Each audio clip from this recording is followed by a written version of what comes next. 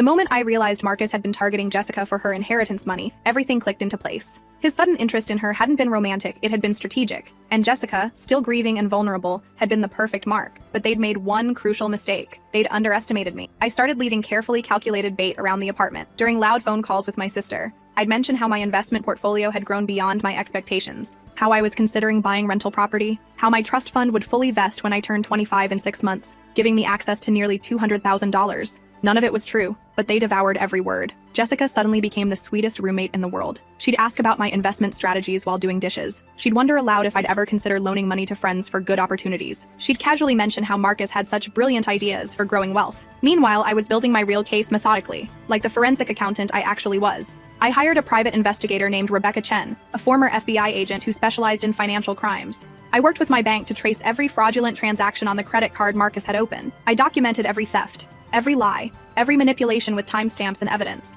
And I started digging into Marcus's past. What I found made my blood run cold. Marcus Thompson wasn't his real name. He was actually Michael Torres, and he had a pattern stretching back 7 years across 4 different states. Each time, he targeted young women who'd recently come into money: inheritance, life insurance, divorce settlements, lottery winnings. Sarah Mitchell in Portland. He'd convinced her to co-sign a loan for a food truck business that never existed. She'd lost her entire inheritance from her grandfather's estate, $45,000. Amanda Rodriguez in Denver. He'd married her and emptied their joint bank accounts during their honeymoon in Mexico. She'd woken up to find him gone along with the $60,000 from her divorce settlement. Jennifer Kim in Austin. He'd used her social security number to open multiple credit cards and destroy her credit while she was battling cancer. She'd lost her home trying to pay off debt she never knew existed. Each woman had been isolated, vulnerable, and trusting. Each had been left financially devastated and emotionally destroyed, and each had tried to report him to police, only to be told it was a civil matter since they'd willingly given him access to their finances. That's when I knew I couldn't just protect myself and Jessica. I had to make sure he never did this to anyone else. I reached out to his previous victims through carefully worded posts in online forums about financial abuse. One by one, they agreed to share their stories and evidence. Rebecca helped me coordinate with law enforcement across multiple jurisdictions. But I needed Marcus to incriminate himself completely, so I set a trap. I started mentioning around Jessica how I was nervous about managing so much money when my trust fund vested, how I wished I had someone trustworthy to help me invest it properly, how I'd heard about these amazing cryptocurrency opportunities, but didn't know enough to invest safely. Within a week, Marcus approached me directly. "Jessica mentioned you're stressed about your inheritance?" he said, sitting across from me at our kitchen table while Jessica was at work. "I've been doing really well with some investments. Maybe I could help." I played perfectly naive. "I don't know anything about investing. It's all so complicated." "That's what friends are for," he said, flashing that charming smile that had fooled me for 3 years. "I could set up some accounts for you, handle everything. You wouldn't have to worry about a thing." "Would you really do that?" I asked, widening my eyes like an innocent little lamb. "Of course. We're practically family now with Jessica and me getting married." I let him pitch his scheme over several weeks. Cryptocurrency, foreign exchange, high-yield investment programs. All classic financial fraud tactics wrapped in the package of a caring ex-boyfriend who just wanted to help. Every conversation was recorded on the device Rebecca had given me. Meanwhile, Jessica was growing more desperate. I could see the stress eating at her as Marcus promised bigger and better returns on the money she'd already given him. She'd lost weight, started biting her nails, jumped every time her phone rang. "Have you heard from Marcus today?" she'd ask anxiously. "He was supposed to call about the investment update." I wanted to shake her and scream that he was stealing from her, but I knew she wouldn't believe me. She'd think I was a jealous ex trying to sabotage her happiness. I needed irrefutable proof. 2 weeks before their engagement party, Marcus made his move. "Your trust fund vests next month," he said during one of our investment planning sessions. "We should set up the accounts now, so we're ready to move quickly. Time-sensitive opportunities wait for no one." He handed me official-looking paperwork to sign, power of attorney documents, account authorization forms. Everything needed to give him complete control over my fictional fortune. I signed everything with a smile. "I'm so grateful," I told him. "Jessica's so lucky to have found someone like you." The engagement party was perfectly orchestrated theater. Jessica had invited 60 people to celebrate at the community center downtown. She'd spent weeks planning every detail, maxing out her credit cards to throw the perfect event. I watched her flit around the room in a dress I recognized as mine, one she'd borrowed months ago and never returned. She was radiant, completely unaware that she was wearing stolen goods while flaunting my stolen ring. Marcus held court near the bar, telling anyone who'd listen about his successful business ventures and his bright future with Jessica. Several times throughout the night, he caught my eye and smirked, probably thinking about the fortune he'd soon steal from me. If only he knew. I waited until Jessica had shown off my grandmother's ring to every guest,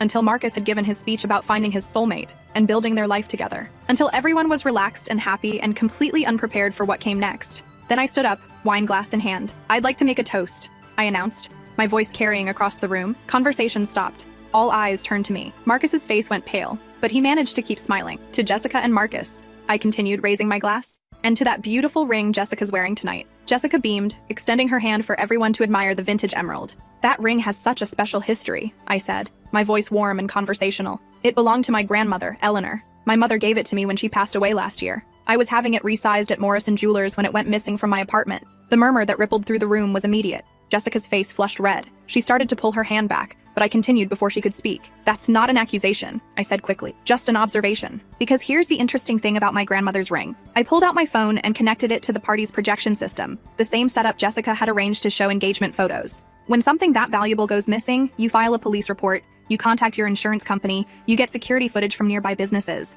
The first image that appeared on the wall was crystal clear surveillance footage of Marcus entering Morrison Jewelers 3 days after my ring disappeared. And you discover really interesting things, like how someone sold that exact ring to Morrison Jewelers for $800, then bought it back 3 days later for $1,200. Marcus lunged toward the projection system, but Jessica's brother, a linebacker for the local college, stepped in his way. There's more, I said calmly. The next slide showed bank records, credit card statements, financial documents I'd spent months gathering. Marcus, did you want to tell Jessica about the credit card you opened in my name 3 years ago? The one with $12,000 in debt that you've been making minimum payments on to keep it off my credit report? His face went white. Jessica looked between us, confusion replacing her earlier joy. Or maybe you'd prefer I start with the cryptocurrency investment you pitched to Jessica last month? The one where you convinced her to transfer her parents' life insurance money into your account? What are you talking about? Jessica whispered. Check your bank account, I said gently. Her hand shook as she pulled out her phone. I watched the color drain from her face as she scrolled through her transaction history. It's gone, she said, her voice barely audible. All of it. Everything from Mom and Dad. The room erupted. Guests pulled out their phones, some calling police, others recording the confrontation. Marcus tried to push past people toward the exit, but there were too many bodies between him and the door. Wait, I called out, raising my voice over the chaos. I'm not finished. The room fell silent again. Marcus, or should I say Michael Torres, has done this before, multiple times across multiple states.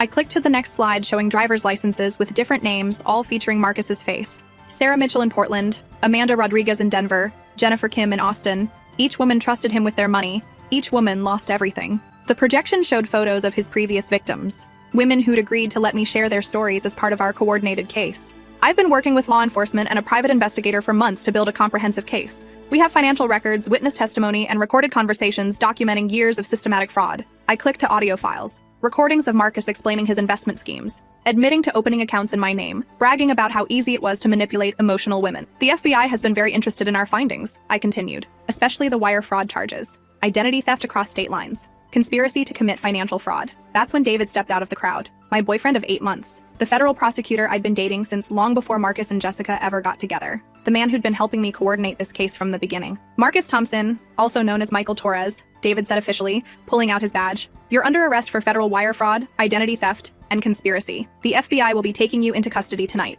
The police arrived within minutes, called in advance and waiting outside for my signal. As they read Marcus his rights, he looked back at me with pure hatred. You think you're so smart, he snarled, but you're still pathetic. Still alone. I smiled and took David's hand. Actually, I'm not, and I never was as stupid as you thought. Jessica collapsed into a chair, sobbing. The guests stood around in stunned silence, processing what they'd just witnessed. I sat beside Jessica, handing her tissues from my purse. I'm sorry, I said, and I meant it. I know this hurts, but he would have destroyed your life completely. How long have you known? She whispered through her tears. About the ring? I noticed it the first day you wore it. About him targeting you? I suspected from the beginning, but I needed proof that would hold up in court. She looked up at me, mascara streaking down her cheeks. Why didn't you just tell me? Would you have believed me? Or would you have thought I was a jealous ex trying to sabotage your happiness? She was quiet for a long moment, considering. I was so awful to you. You were being manipulated by a professional, I replied. He's had years of practice. I've been where you are. Over the following weeks, the full scope of Marcus's crimes came to light. The FBI investigation revealed a network spanning 7 states and at least 15 victims. He'd stolen over $200,000 using various identities and elaborate schemes. Jessica moved out of our apartment. She couldn't afford rent after losing her inheritance. And honestly, we both needed space to process everything. But before she left, she came to my room with my grandmother's ring. I'm so sorry, she said, tears in her eyes, for everything. The ring, the clothes, the way I treated you. I can't believe I was so blind. Trauma makes us vulnerable, I told her. You were grieving your parents and looking for stability. He exploited that. It's not your fault. Will you ever forgive me? I already have, I said, taking the ring. Take care of yourself, Jessica. You deserve better than what he put you through. The trial took 8 months. Jessica testified about how Marcus had convinced her to give him access to her accounts. Sarah, Amanda, and Jennifer flew in from their respective states to tell their stories. Each testimony painted a picture of systematic predation targeting vulnerable women. I testified for 2 full days, walking the jury through the financial evidence, the recorded conversations, and the pattern of identity theft. David recused himself from prosecuting, conflict of interest, but his colleague, Assistant District Attorney Maria Santos,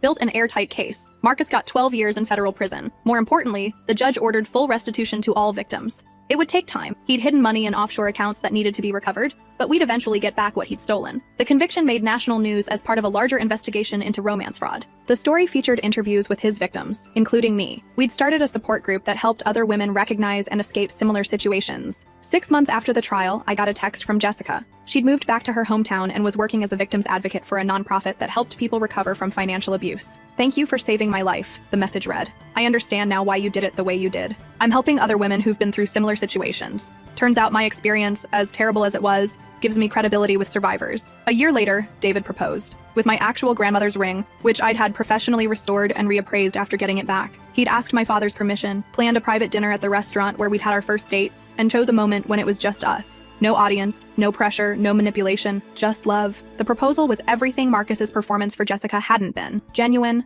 thoughtful, based on actually knowing and caring about me as a person, not as a financial target. "How did you know I was different?" I asked David that night as we celebrated with champagne in our apartment. "You mean besides the fact that you ran a background check on me before our third date?" He laughed. "You knew about that. Honey, you asked my ex-wife about our divorce settlement. She called me laughing about how thorough you were." I blushed. I needed to be sure. "I know," he said, pulling me closer. "And I loved that you were careful. It meant when you finally trusted me, it was real." Sometimes people ask how I knew to trust David after everything I'd been through. The truth is, I investigated him just as thoroughly as I'd investigated Marcus. I ran background checks, verified his credentials, spoke with his references, even had coffee with his ex-wife to understand why their marriage had ended. The difference was that David's story checked out completely. His ex-wife spoke warmly about him, explaining that their divorce had been amicable. She'd wanted to move to California for a job opportunity, while he was committed to his prosecutorial work in our city. No hidden debts, no suspicious gaps in employment, no pattern of targeting vulnerable women. Most importantly, David never tried to rush me into vulnerability or access my finances.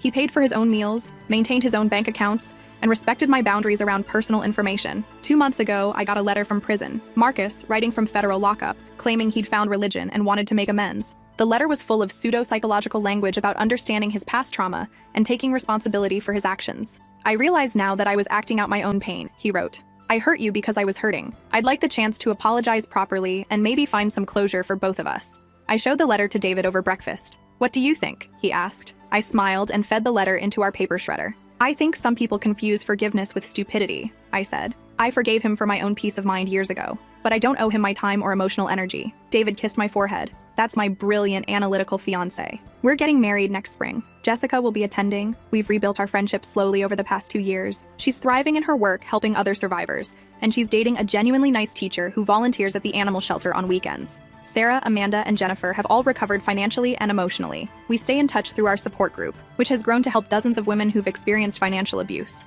The group has been so successful that we're expanding to other cities. Sometimes I wonder what would have happened if I'd confronted Marcus and Jessica immediately when I first suspected what was happening. If I'd let anger and hurt feelings drive my decisions instead of careful strategy. The truth is, they probably would have convinced people I was a jealous ex making false accusations. Marcus would have moved on to his next victim before law enforcement could build a case. Jessica would have lost her money anyway and blamed me for trying to sabotage her happiness. Instead, I let them think they were winning while I built an unshakable case. I protected not just myself, but every woman who might have come after us. I gathered enough evidence to put a serial predator behind bars for more than a decade. People say revenge is a dish best served cold, but this wasn't revenge. It was justice, served with meticulous planning and irrefutable evidence. And honestly, watching Marcus's face when he realized I'd been 10 steps ahead the whole time, that I'd played him better than he'd ever played anyone, that was worth every sleepless night I'd spent building the case against him. The best part is knowing that somewhere out there are women who will never meet Marcus because he's locked away where he can't hurt anyone. Women who won't lose their life savings or their ability to trust, because one predator is finally off the streets. That's a victory worth celebrating,